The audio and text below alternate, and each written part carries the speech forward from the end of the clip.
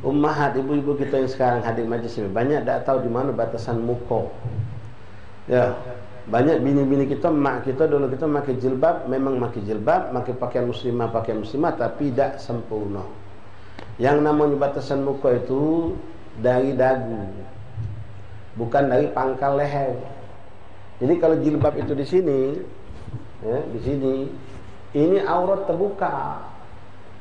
Yo, kalau sekadar pergi majlis kondangan, kalau sholat musibah, dah sah sholatnya.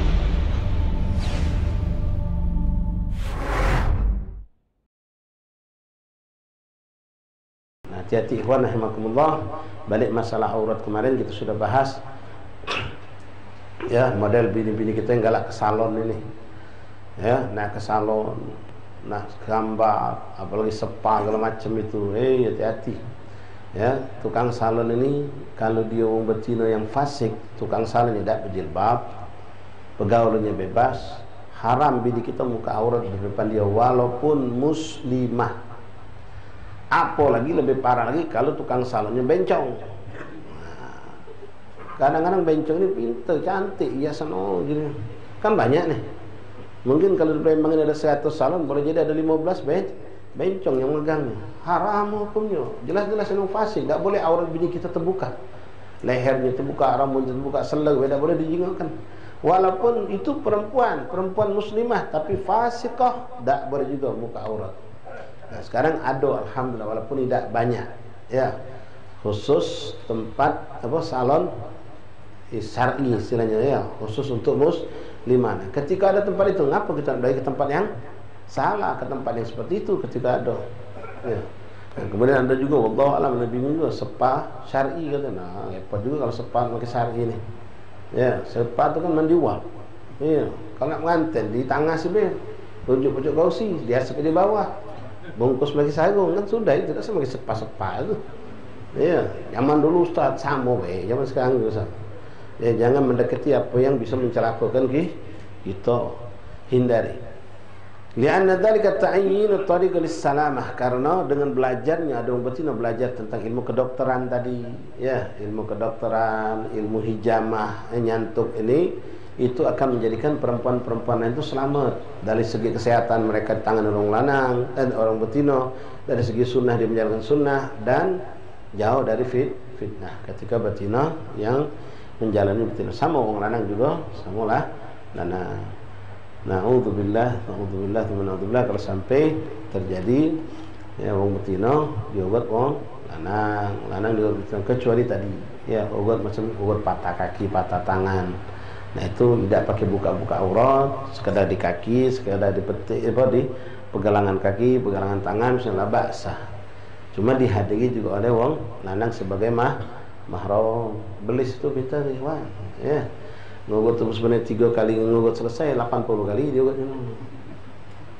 Ya, alhamdulillah yang dia betina cantik. Lagak pula. Astagfirullah, alhamdulillah min dzalik. Hati-hati. Ingat ikhwani, al-wiqayah khairu minal, pencegahan itu lebih afdal daripada pengobatan. Selamatkan diri dari segala bentuk kemaksiatan daripada kita telah terjebak dalam kemaksiatan, nak menarik diri kita susah. Jadi apa yang akan menggeret kita kepada suatu terpurukan dalam dosa dan maksiat, hindari dijauhkan. Ya, aduh ini, ya maaf, dino ada dokter, tapi dahannya betina itu, mak itu nak ke dokter itu ni ngapo, dokternya belagak. Konsultan sama dia duduk nanya, banyak pun siap ni 50 ikut tanya, dia duduk lama sama dokter tadi. Dokter yang belagak, coba dia sudah tua, semata pula nengok macam ini. Mana galak dia. Ini hati-hati maksiat sudah itu. Walaupun betina itu pakai jilbab, walaupun pintunya dibuka. An-nadhar bin nadhar ini haram. Kita boleh memandang lawan jenis kita yang bukan mahram ketika memang di situ hajat darurat. Kalau tanpa hajat darurat haram hukumnya. Sama juga dokter lanang ketika menghadapi pasien nenek-nenek cecek tak tahu biasa-biasa kalau pasiennya belagak cantik, ibu-ibu masih muda, masya Allah panjang tanyaannya. Sakitnya di mana ibu? Apa yang dirasakan ibu? Bla bla panjang. Nah, ini naudzubillah pengkhianatan terhadap pekerjaan dan amanah. Lalu beliau menjelaskan lagi tentang aurat. Wa auratul hurrah fis shalah jami'ul badan. Aurat hurrah yaitu perempuan. Perempuan yang merdeka. Ya, kita ini merdeka kalah mendekati hamba sahaya, ya, kata perbudakan. Auratnya fis shalah, di dalam salat, jami'ul badan, ma siwal wajh wa kaffain, kecuali muka dan dua telapak tangan. Nah, di sini muka, batasan muka, ikhwan banyak tak tahu. Ummahat, ibu-ibu kita yang sekarang hadir majlis ini banyak tak tahu di mana batasan muka. Ya, banyak bini-bini kita, mak kita dulu kita pakai jilbab, memang pakai jilbab, pakai pakaian muslimah, tapi tidak sempurna. Yang namanya batasan muka itu dari dagu, bukan dari pangkal leher. Jadi kalau jilbab itu di sini, ya, di sini, ini aurat terbuka. Yo, kalau sekadar pergi majlis kondangan, kalau sholat musibah, tak sah sholatnya. Batasan muka itu yang namanya muka sampai adik sini, sampai dagu. Makanya orang dulu mengkenalnya cantik. Ada tambah cak segitiga dah, kan? Jadi nyangkutnya di sini. Mengkenal orang lama itu nyangkutnya di dagu sini, bukan di bawah sini. Kalau di pangkal leher ini aurat ya ummahat ubabat. Aurat, ikhwan, perhatikan kamu balik nih. Nak mau jilbab bini kita, mengkenal bini kita, mak kita. Kalau di sini, sekali lagi, kalau sekadar dia keluar ke majlis kondangan sehari ini pakai jilbab ke pasar, masya Allah jilbab terus. Tapi ini masih terbuka, artinya masih ada aurat yang terbuka. Masih, kalau dia tahu itu berdosa hukumnya. Tapi yang musibah ketika ini masuk dalam urusan sholat. Bab sholat, ketika sholat dia pakai jilbab di sini, pakai menggalau di sini, bukan di dagu nutupnya. Kan sini tertutup galau, tapi dia dari sini sehingga terbuka. Maka apa hukum sholatnya? Tak sah. Emak-emak ini, ibu-ibu kita hal repot ngusir rambut nyolong.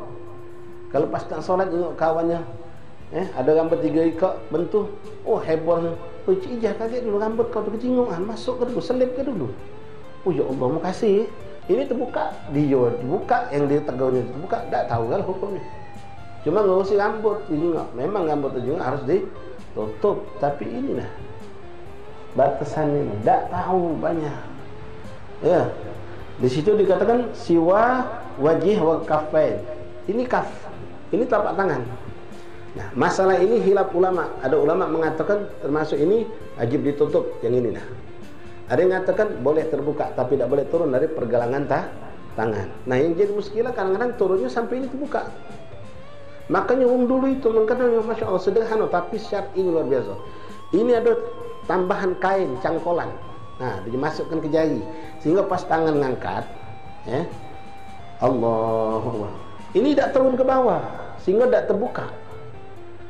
Angkat tangan Allah, terbuka terus, ya batal sholat. Tapi ketika dia ada cengkolan, tambahan kain, dikait ke jarinya, ini tidak bakal terbuka. Jadi kadang-kadang tidak perhatian. Ini yang model mengkena terusan. Model mengkena terusan seperti itu. Pas dia ngangkat tangan, pas dia turun ke macam ini sempurna. Tapi pas dia ngangkat tangan tadi, ini kan tertarik. Nah, macam ini contoh. Ya, pas ngangkat tangan, ini terbuka. Tak sah sholatnya. Tak sah. Ada lagi lebih parah lagi, banyak sekarang nak ringkas, nak simpel. Mengkena pacak lipat pacak kacamata, masuk tas kecil macam ini. Dasar parasut, dasar ringan. Setaan. Kebetulan ni perempuan dia pakai baju dasar tangan pendek atau pakai baju kaos di rumah. Solat pakai setaan. Pas dia turun ke macam ini rapi. Pas dia ngangkat tangan, Allah. Dari bawah terjenguk kan lo badan dia. Setaan tadi, angkat no. Sunnahnya ngangkat tinggi-tinggi. Ya benar, tinggi-tinggi. Bukan macam ini, tinggi-tinggi. Tapi gagah tinggi tadi terjenguk kan lo. Awat tadi. Ya batal. Tak sah. Hati-hati ya ikhwan, usibuna syu'akum taqwallah. Qala Allah fi Qur'anil azim, ya ayyuhalladzina amanu qu anfusakum wa ahlikum.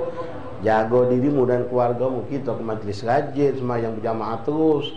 Bini kita berantakan ibadahnya. Bini kita berantakan. Siapa yang dituntut ke dia? Belum dia ditanya kita dulu. Laki kau mana? Ngapa kau sampai sembahyang tak benar ni? Laki dulu ditanya Allah. Kita yang dituntut oleh Allah. Tapi kalau kita salat berantakan, bini kita tak tahu, tak ditanya Allah. Kita yang ditanya. Tapi kalau bini kita, anak kita, keluarga kita berantakan ibadah mereka, tak paham tentang hukum agama, sebelum mereka ditanya, kita dulu ditanya oleh Allah. Jadi nak hati-hati.